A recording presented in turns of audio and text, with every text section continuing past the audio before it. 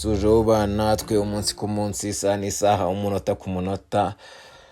Gira amahoro y'Imana bane nawe, gira ubuzima bwiza, ugira umutekano, ugire gutuza muri wowe. Ku munsi w'ejo rero, Perezida Tshisekedi yaragiye kubona n'abasenateri n'abadepite muri Kongo, agiye kubagezaho raporo y'ibyo amasezerano y'amahoro yagezweho basinyanye n'u Rwanda muri Leta Zunze Ubumwe za Amerika ku munsi wo kwa gatanu.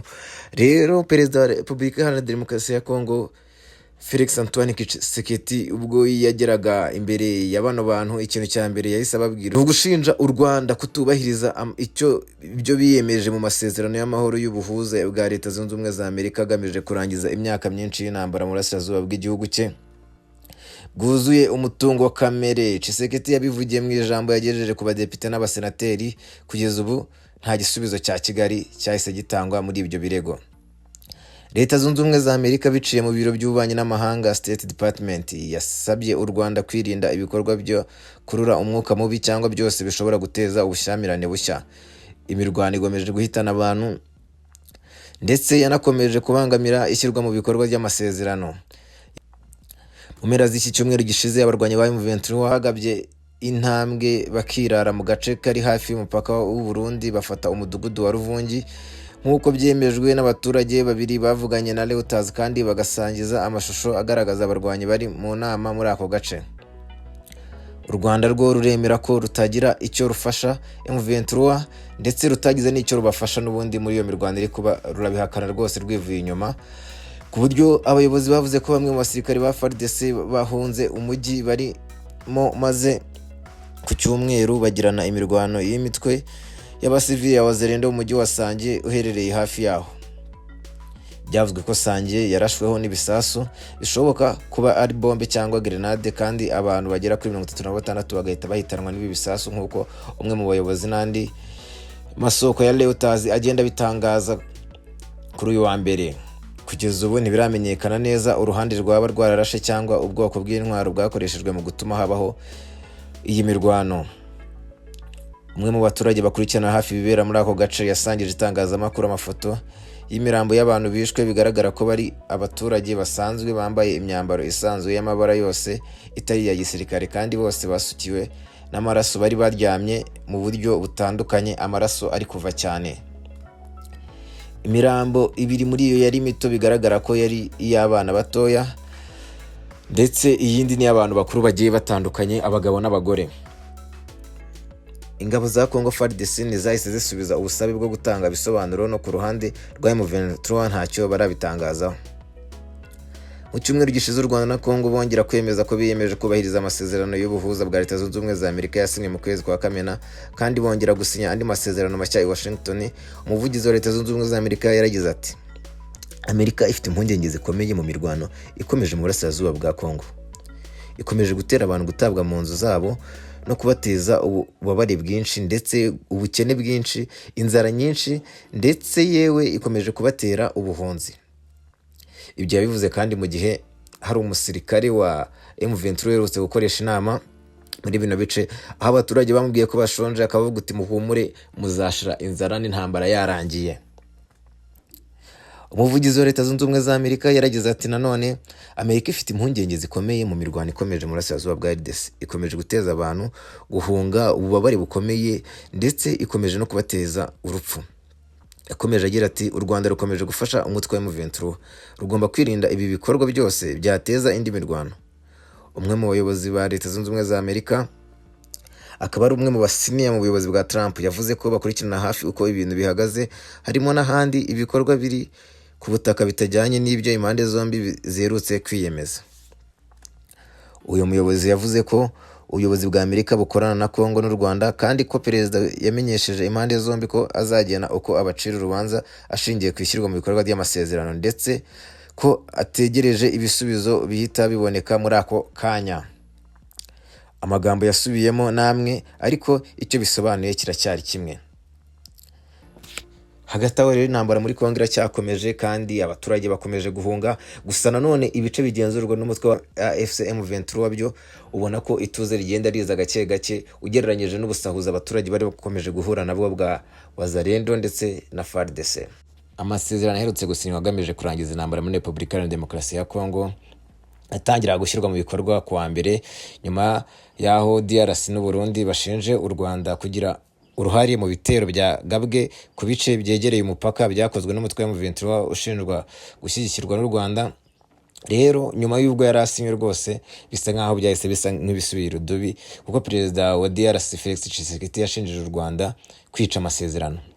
Nyuma y'uko ayo masezerano yari amaze iminsi mike asinywe i Washington ku busabe bwa perezida wa Amerika Donald Trump, mu gihe M23 yakoraga igitero cyihuse cyari gifite umugambi wo kwegera umujyi wa Uvira hafi y'umupaka w'u Burundi.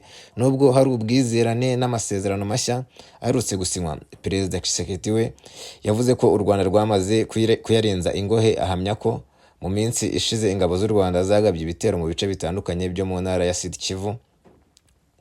Yaragize ati ku munsi ukurikiye ubwo twashyize amasezerano ku mukono, ingabo z'u Rwanda zagabye kandi zishyigikira ibitero bikoresheje intwaro ziremereye. Nyuma y'ibi, igihugu cy'u Burundi nacyo cyatangaje ko u Rwanda rwarashe ku butaka bwacyo mu gice gihana imbibi na DRC. Itangazo rya Minisiteri y'Ububanyi n'Amahanga ry'u Burundi ryanyujije ku rubuga rwa Twitter X ryamaganye ubushotoranyi bw'u Rwanda, rivuga ko ibisasu byaguye hafi ya Cibitoke bigakomeretsa abantu babiri barimo umwana w'imyaka 12.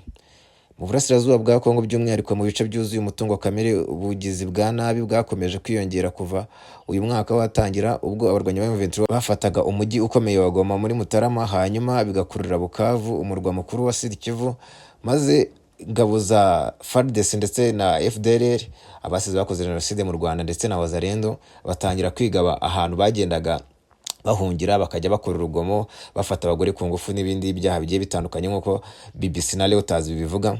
Hari gusa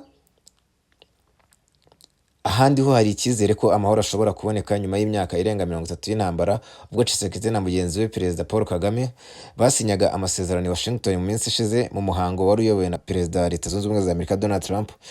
Aya masezerano harimo n'igice cy'ubufatanye mu bukungu kigamije gufasha Amerika kubona minerals z'ingenzi ziboneka muri ako karere mu rwego rwo guhangana n'imyaka myinshi Ubushinwa bumaze buyoboye urwo rwego ku isi. Nubwo Donald Trump nyine yise amasezerano igitangaza, inzobere nazo zikabishidikanyaho ko nta gihe kinini azamara, kuko mu minsi yakurikiye isinywa y'amasezerano imishinga mishya y'imirwano yatumye abaturage ibihumbi bihungira mu Rwanda, naho ibyabaye ku wa mbere birushaho kwerekana ko amahoro akiri kure mu burasirazuba bwa Kongo, nako asa nk'atazaboneka vuba byo pe. Nubwo hari umwuka mwiza n'amasezerano mashya aheruka gusinywa mu nyandiko, bigaragara ko u Rwanda rwatangiye kuyarenza ingohe. Ubu ni Tshisekedi nk'uko yabivuze mu nteko ishinga amategeko, yavugaga ko ibitero by'ingabo z'u Rwanda bitandukanye by'intara za Sud Kivu mu minsi ishize byagiye bigira uruhare mu gusubira irudubi kw'amasezerano.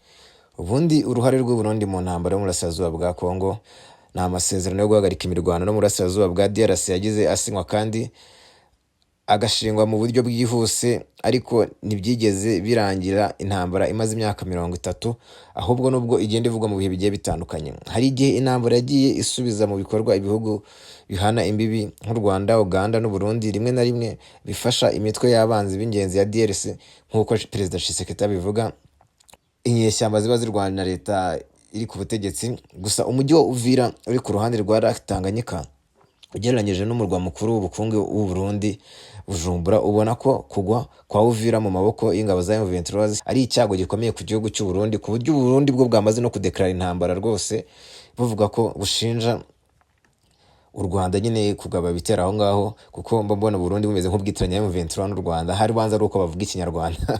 Kubera iyo mpamvu rero Burundi bwohereje abasirikare bagera ku 10,000 burasirazuba bwa DRC mu kwakira mu 2023 mu rwego rw'amasezerano y'ubufatanye bwa gisirikare. Amakuru y'ingabo bavuga ko inkunga y'ingabo yaje kongera umubare ukagera ku basirikare 20,000. Gusa nanone ikibazo uko bongerera abasirikare benshi, bavuga ko mu bitaro byinshi byo mu Burundi ndetse n'ibigo byegeye ibitaro ubuvuzi n'iki, harimo inkomere nyinshi cyane z'abasirikare b'u Burundi, ku buryo no mu minsi yashize abarundi baherutse gufata abantu b'abasivile bari aho bawaye bakabambika imyenda uniforme z'ingabo z'u Rwanda kugira ngo bagaragaze ko ari abanyarwanda babateye. Ibi byose ni amakosa agenda akorwa n'ubutegetsi bw'u Burundi, bikaba biri gutuma ingabo zabo zikomeza gupfira muri uru rugamba kurusha n'ingabo za Kongo. Buriya Abarundi ahantu bari nyine ahantu hari intambara cyane, ku buryo biri gutuma ingabo zabo z'u Burundi zikomeza gupfa cyane. Byibuze abasirikare 20 b'Abarundi bamaze kwicwa ku butaka bwa Kongo guhera kuwa mbere ushize, nk'uko amakuru aturuka ku ngabo z'u Burundi abivuga. Kuwa gatandatu, ku cyumweru no kuri uyu wa mbere, ingabo z'u Burundi zirimo zirapfa ku bwinshi. None inkomerezo, abatangabuhamya n'imiryango itegamiye kuri iyi leta batangaje ko abaturage ba Kongo bahungiye mu Burundi kugira ngo birinde urugomo, mu gihe abandi bagaragaje ko bahunga berekeza mu Rwanda nk'uko AFP ibitangaza.